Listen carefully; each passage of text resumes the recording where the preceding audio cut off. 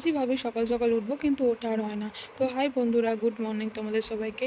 রোজই না কাজের সূত্রে আমাকে সকাল করে উঠতে হয়, কিন্তু আমি উঠতে পারি না। রোজই আমাকে আমার শাশুড়ি মা তুলে দেয়। আর ঘুম থেকে উঠে দেখো আমি বিছানাটা ঝেড়ে আর ঘরটা একটু ঝাড় দিয়ে নিচ্ছিলাম। ঘর যেহেতু রোজ সকালে আমার বেশি কিছু কাজ থাকে না, এই কাজগুলোই থাকে।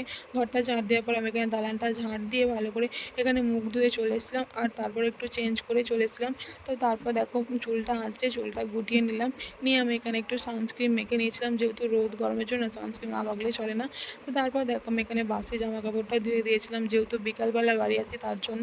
তারপর দেখো আমি এখানে ব্যাগটা গুছিয়ে নিয়েছিলাম। আর এই ব্যাগ গোছানোটা আমার কাছে সবথেকে বড় কাজ, যেহেতু ব্যাগ গোছানোর পর তাও মনে হয় যে কিছু ভুলে গেছি।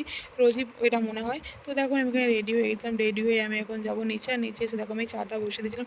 আর রোজ সকালে না চা না খেলে দিনটা শুরুই হয় না। তো এখানে আমি আর শাশুড়ি মার জন্য ওই চা বসিয়ে দিয়েছিলাম, দুজনের জন্য চা বসিয়ে দিয়েছিলাম। তো তারপর দেখো আমি চাটা খেয়ে এখন যাবো ডিউটিতে। তো তার জন্য আমি এখানে রেডি হয়ে গেছিলাম। আর আজকে না আমাদের পুকুরে মাছ ধরা হয়েছিল। তো মা এখানে আমাকে মাছ দিয়েছিল বাপের বাড়িতে যাওয়ার জন্য। তো দেখো কত মাছ ধরা যায়। আর এখানে কিন্তু আমার শ্বশুরমশাই আমার স্কুটিটা নিচে নামিয়ে দিয়েছিল। চলো টাটা, দেখা হচ্ছে নেক্সট ভিডিও।